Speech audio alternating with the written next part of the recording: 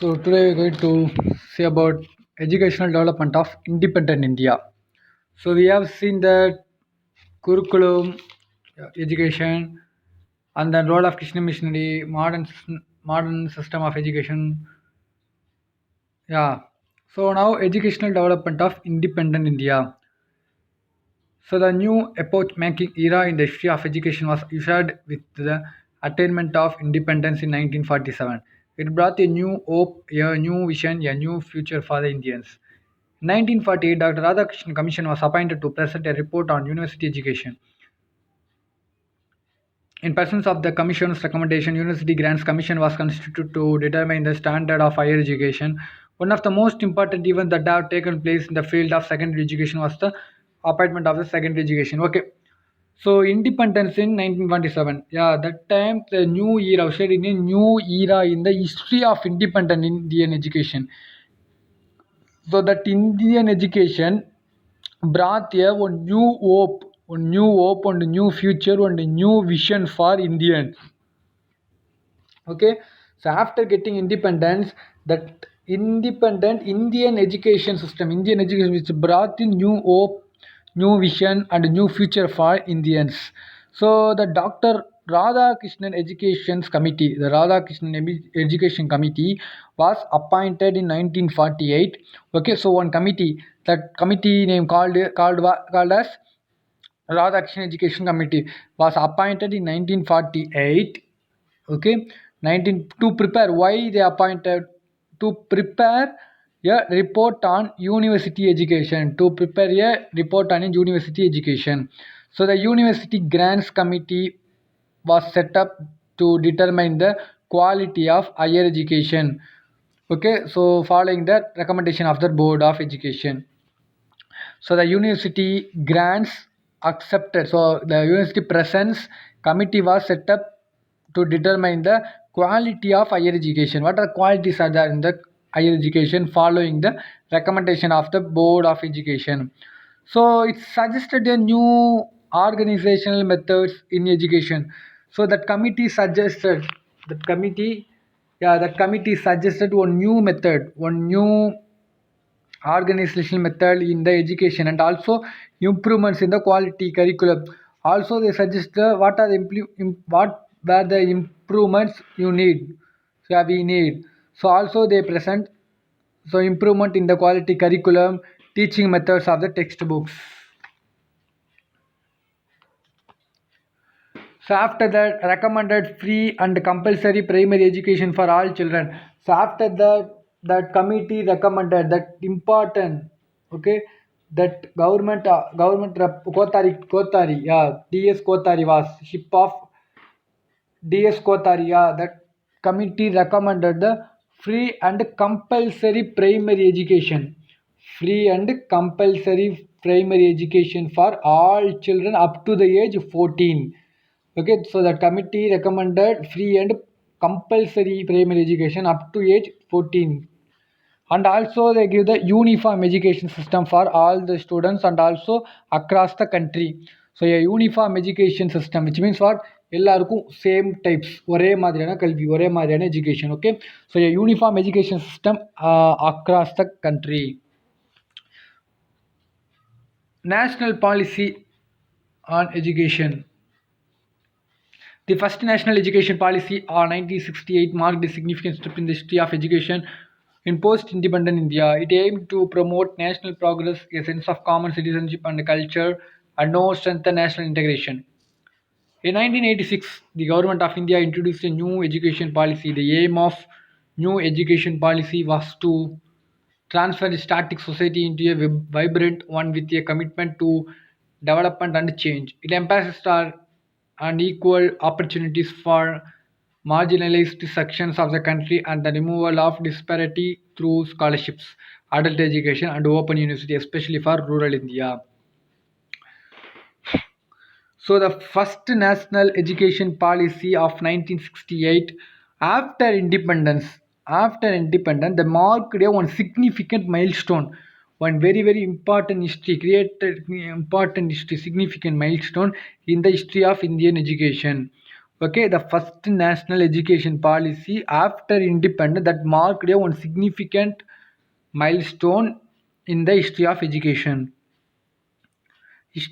education. What was the aim for that one? So it aims to promote the progress of the nation and also strengthen the culture of common citizenship and the national unity. So they introduced as a new education policy by the government of India in 1986 with the aim of transform and sustainable society. So the government of India 1986 they introduced a new education policy. Also with that policy they introduced a one transforms sustainable society into vibrant society. Vibrant means what? Tudipa, Sursurupa. Yeah, that with development. So this education policy empowers the eliminating inequalities, especially in rural India, through the equal opportunities for all the children, equal opportunities for all the children, all the students, all the people in our country, although giving the scholarship and adult education and also open university. And then educational development in Tamil Nadu. Educational development in Tamil Nadu. The pattern of education in Tamil Nadu was not merely reading and understanding the books, but listening and learned persons. The Tirukkural stresses the need for education and warns the danger of illiteracy. In ancient times, the school was called Palli and the teacher was called Kanakkayar. And then, so what is the thing? The education system of Tamil Nadu was not, the education system of Tamil Nadu was not only to read the books, not only to read the books, also to understand the guidance, yeah, also to understand the guidelines of the learned scholar பெரிய பெரிய படிச்சவங்க. Okay, so learned the guidelines of the learned scholars. Also Tirukkural is one of the main important. Okay, so Tirukkural highlighted the need for education. So Tirukkural also highlighted the need for the education and also warned of the danger of illiteracy. So they highlighted the need for education and also warned of the danger of the illiteracy. So also the school was in the ancient period, in the early stage of school was called Pallikudam, and the teacher name was called Kanakkayar.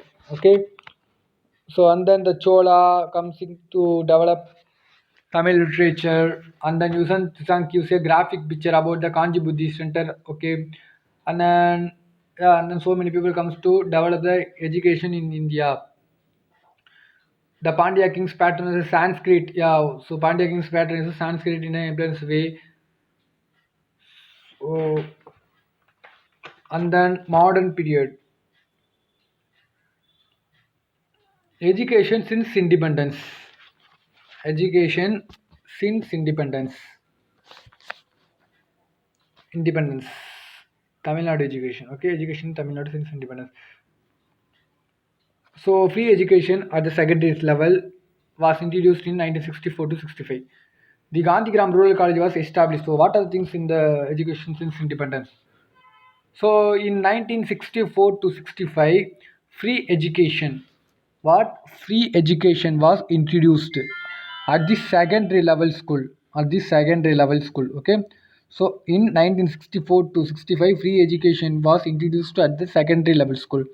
So Gandhigram Rural College. So there was one college. The college name was Gandhigram Rural College was established when 1975, and also distance educations, which means correspond. Okay, so distance education was introduced for those who could not go to college. Okay, so the Gandhigram Rural College was established in 1975, but also some students could not go to college and study because of the distance, because of some family problem. So for them, the distance education was introduced for those who could not go to college, and also the school lunch program. The school lunch program was introduced midday meal program. So midday meal program, that was called midday meal. So school lunch program. So the lunch program was introduced in 1956, and later that lunch program, that midday meal program extended the nutrition program to. Why they introduced this one? To avoid school dropouts. To avoid the school dropouts. Yeah. So after that, the national education policy formulated. Yeah, so the national policy formulated in 1986 was amended, and then many changes have been made to meet the changing the condition in the society. Yeah, that's it. So this is educational development in India. So the educational development in ancient India and middle age India and then modern India also we have seen that.